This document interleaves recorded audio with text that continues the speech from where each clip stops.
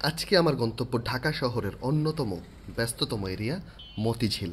মতিঝিল কিন্তু ঢাকা শহরের অর্থনৈতিক এবং ব্যবসায়িক কেন্দ্রবিন্দু হিসেবে বেশ পরিচিত। সকল ব্যাংকের দেশের একটা করে অফিস এই মতিঝিল এলাকায় রয়েছে এবং আমরা আছি পূবালী ব্যাংক পিএলসির ঠিক সামনে, যেটা হচ্ছে মেট্রো রেল স্টেশনের গেটের ঠিক পাশ ধরে। এখানে আছে চায়না টাউন নামে একটা দোকান। বলা যায় এই পুরো গলিটাই হচ্ছে চায়না টাউনের, কারণ এখানে চাইনিজ বাংলা খাবারের ছড়াছড়ি রয়েছে। এই ভিডিওটা আমি মূলত শিকদার সাহেবের দ্বারা ইন্সপায়ার্ড হয়ে করছি। উনি বর্তমানে আমার অন্যতম প্রিয় একজন কন্টেন্ট ক্রিয়েটর। শুরুতেই যে দোকানটি আমি আপনাদের দেখাচ্ছি সেটি কিন্তু বেশ পুরাতন। যে কর্মচারীরা এখন দোকানে আছে তার আপন চাচাতো ভাই এই দোকানটি শুরু করেছিলেন প্রায় 25 বছর আগে। এর অবস্থান বিভিন্ন জায়গায় ছিল, মতিঝিলেই। যেমন হচ্ছে একটা ছিল সুন্দরবন কুরিয়ার সার্ভিসের সামনে, সেটি এখন চলে এসেছে এইখানে। এখানে কিন্তু নানা ধরনের প্ল্যাটার বা সেট মেনু অপশন রয়েছে। আমি নিয়েছি ফ্রাইড রাইস, একটা ডিম কারি এবং ভেজিটেবল।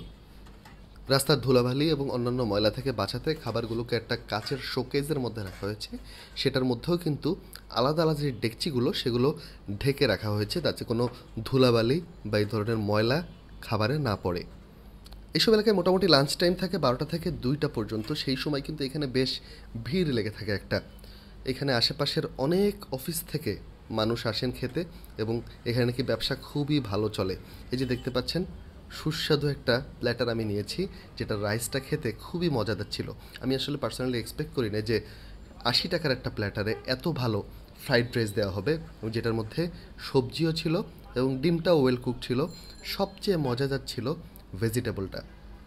আপনাদের যাদের মতিঝিল বা এর আশেপাশে অফিস, কোনো একদিন এই খাবারটা ট্রাই করে দেখতে পারেন। আমি আশা করি আপনারা হতাশ হবেন না। সাথে চিকেনও নিতে পারেন, সেক্ষেত্রে বিভিন্ন প্রাইস রেঞ্জের বিভিন্ন অপশন আপনাদের দেওয়া রয়েছে এবং এখানে ফোন নাম্বার দেওয়া আছে। আপনাদের যদি কনফিউশন থাকে ফোন দিয়ে জিজ্ঞেস করে নিতে পারেন যে তাদের এই কার্ডটি সেখানে বসতেছে কিনা। পাশে একটা দারুণ মশলার দোকানও দেখেছি আমরা। এই লেন ধরে বেশ কয়েকটা চায়নাটাউন দোকান কিন্তু রয়েছে এবং এই চায়নাটাউন দোকানগুলোতে দুপুরবেলা বেশ জমজমাট থাকে। আশেপাশের নানা শ্রেণী পেশার লোকজন এখানে এসে খাওয়া দাওয়া করেন। এবার আমি আরও একটি দোকানে যাচ্ছি, তার নাম হচ্ছে মমস কিচেন। এখানে আমি চিকেন ফ্রাই দিয়ে খাওয়ার চেষ্টা করব, দেখি দামটা কেমন এখানে। ঐতিহাসিক নানা ধরনের রেফারেন্স বলে মতিঝিল একটি বিখ্যাত হ্রদ বা পুকুর ছিল, যাকে কেন্দ্র করেই এই ঝিল জায়গাটি অর্থাৎ মতিঝিল, মুক্তার ঝিল জায়গাটি তৈরি হয়েছে। আমরা এসেছি মমস কিচেনে এবং এখানে খুব সুস্বাদু ফ্রাইড রাইস দিয়ে চিকেন ফ্রাই এবং ভেজিটেবল নেব। এইখানের প্রাইসটা খানিকটা বেশি পড়বে, কারণ যেহেতু চিকেন নিচ্ছি দাম হচ্ছে 120 টাকা। ছোটোবেলায় যখন চাইনিজ রেস্টুরেন্ট বা থাই রেস্টুরেন্টগুলোতে টুপির মতো করে গোল বাটি দিয়ে খাবার দিত, তখন আমি ভাবতাম যে এইভাবে ভাত কিভাবে করে। এখন আমি বড় হওয়ার পর অনেক জায়গাতেই দেখার পর নিশ্চিত হয়েছি যে ভাতটাই টুপির মতো গোল কেমনে করে। শুধুমাত্র মধ্যজীবী চাকুরিজীবীদের জন্য যে রসনাবিলাস মেটানো বা দুপুরের খাবারের চাহিদা মেটানো, এটুকুতেই কিন্তু এই ধরনের দোকানগুলোর যে কর্মপরিধি সেটা সীমাবদ্ধ না। এখানে কিন্তু দারুণ একটা কর্মসংস্থানের ব্যবস্থাও রয়েছে আমার মতে। কারণ বহু মানুষ ঢাকা শহরে এসে কি করবেন সেটা বুঝে উঠতে পারেন না।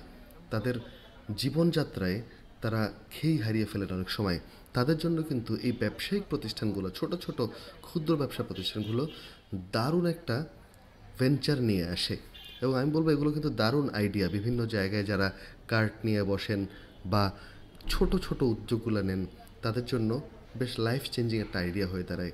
কারণ এইখানে আপনারা যে পরিমাণ ইনকাম করতে পারবেন সেটা কিন্তু অভাবনীয়। শুধুমাত্র প্লেসমেন্টের কথা মাথা রাখলেই হবে, যে কোথায় দোকানটা দিচ্ছেন এবং কি পরিমাণ আপনার বাজেট থাকবে। এই দুটো বিষয় মাথায় রাখলে আপনারা খুব সুন্দরভাবে এগোতে পারবেন এই ধরনের বিজনেসে। ধন্যবাদ সবাইকে যারা আমার এই ভিডিওগুলো নিয়মিত দেখছেন এবং শিকদার সাহেবকে আন্তরিকভাবে ধন্যবাদ। তার ব্লগগুলো খুবই ভালো লাগে। তার ব্লগ দেখে ইন্সপায়ার্ড হয়ে আমি এখানে গিয়েছিলাম এবং একই সাথে এই জায়গার খাবারও আমার কাছে বেশ ভালো লেগেছে। বিশেষ করে এই যে দেখতে পাচ্ছেন চিকেন ফ্রাইটা খাচ্ছি, চিকেন ফ্রাইটা কিন্তু worth it, totally worth it. খুব ওয়েল ফ্রাইড ছিল, ভেতরটাও বেশ মজাদার ছিল, ফ্রেশ লেগেছে ওভারঅল খাবার আমার কাছে। ধন্যবাদ সবাইকে। আমার ভিডিওগুলো নিয়মিত দেখবেন, লাইক, কমেন্ট এবং শেয়ার দিয়ে আমার সাথে থাকবেন।